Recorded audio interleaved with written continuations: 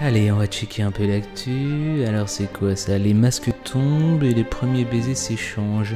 Une nuit dans une discothèque bretonne où la fête était enfin de retour. Tiens, je me demande ce qu'en pense le peuple de ça. Les scélérats, hein. Vous avez vu? Pour un peu, ils meurent. Eh oui, monseigneur. C'est le peuple, ça. C'est comme ça, le peuple. Maintenant, tout est des réseaux sociaux ridicules, où des gens s'expriment, quelquefois bien, mais très souvent, c'est des abrutis. Il y a 50 ans que le peuple et les intellectuels sont séparés. C'est pas une question de pognon, c'est pas ça. Non, c'est le système de l'information française qui fait comme ça. J'aurai le temps, une minute, de m'énerver. Pourquoi il y a un avocat, maintenant tout le monde va être sérieux à des minutes avec son frère.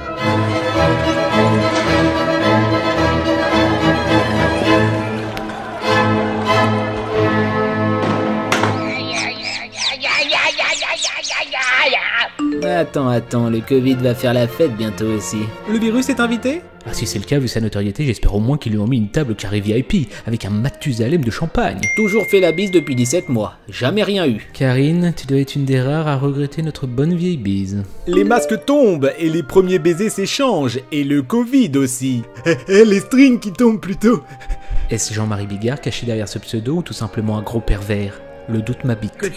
Et on vous souhaite que le prix à payer ne sera pas trop élevé pour cette soirée. Et nous sommes restés sagement devant Fort Boyard. Ça craint moins, surtout avec le vaccin. Pas sûr que la vie de Mireille passe partout, hein. À la preuve, Vincent lui répond. Mireille, et après Fort Boyard, avez-vous pris une bonne tisane ou un bon coup de quéquette? Parce que ça vous ferait le plus grand bien, coincé que vous êtes à rester enfermé chez vous. Ouh, Vincent, vous n'y allez pas avec le dos de la cuillère. Catherine aura peut-être un petit peu plus de tact pour répondre à Mireille. Lobotomisé par la télé, vous en oubliez de vivre. Catherine, qu'est-ce que vous en savez? Qu'est-ce que vous savez de ma vie? Voilà, c'est ça Mireille, il faut pas se laisser faire. Yolande, je crois que si on trouve le vaccin contre la bêtise, ils vont être nombreux à se bousculer au portillon. Oh là, ça tire à balles réelles Mireille, hein. Ils vont pas s'en remettre de sitôt de cette punchline de l'espace. Mireille, je pense que je préfère choper le Covid en m'amusant que regarder Fort Boyard. Bon, on en restera là. Des gens ont-ils des avis et des analyses plus pointues sur le sujet? Ah oui, Cécile Ali? Horreur, et ouvrir pour jouer partenaire particulier est le pire des années 80. Et pendant ce temps, le Pacha d'Ibiza est toujours fermé. Sniff? Cécile Ali, qu'est-ce que t'as contre les années 80? Critique pas ce que tu ne connais pas parce que c'était autre chose que maintenant, hein. Je crois qu'on parle là sur un véritable clash générationnel. Booba et Caris n'ont qu'à bien se tenir. Sylvie, j'ai grandi avec le top 50, hein. Les années 80 c'est mon adolescence. Mais c'est pas pour autant qu'il n'y a pas de grosses daubes. Et malheureusement, c'est souvent elle qu'on joue. Du côté de Delano et Nicolas, on se rappelle des bons souvenirs, ça change un petit peu, c'est plus positif. La fête, alcool, musique sans mélodie, décibels nocifs pour l'appareil auditif. Les premières IST s'échangent aussi.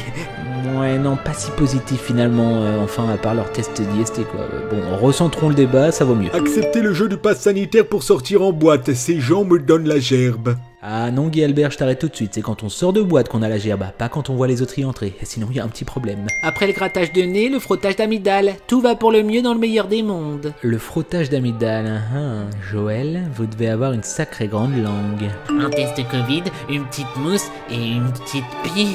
Une petite pie, non je vois pas. Une petite pizza peut-être, ou une petite pierre philosophale? Les petites chippies ont faim. Ah, bah on parlait bien de pizza donc. Les culottes aussi. Stéphane, je ne vois pas le rapport. Marie-Cécile, les gens qui vont en boîte cherchent principalement à tirer un coup, ça s'apprend au collège. Karen, merci, j'ai rencontré mon défunt mari, je vous remercie pour l'info. Bon dimanche à vous aussi. Allez, terminons dans l'apaisement avec Walid. Dans 15 jours, on aura un article dans ce sens. Ils voulaient se faire vacciner pour aller en boîte, ils y sont. Ah non, c'est mort pour le coup, on peut pas conclure avec ça.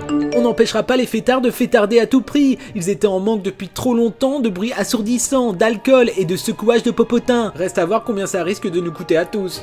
Ouais, dommage pour la fin Dédé, on y était presque. Finissons-en une bonne fois pour toutes avec Michel, qui lui, je le sens, on va mettre tout le monde d'accord. Ben, je vois pas comment on peut rouler des pelles avec les masques, hein. Faut expliquer. Tout à fait d'accord avec toi, c'est bien vrai Michel. Ou alors ce ne sont pas des masques homologués, et dans ce cas-là, ils ne servent strictement à rien. Merci Michel de poser les bonnes questions. Voilà, n'hésitez pas à me dire dans les commentaires ce que vous en avez pensé de ce sujet et si vous êtes déjà retourné en boîte de nuit, puis dites-moi également si ce concept vous a plu.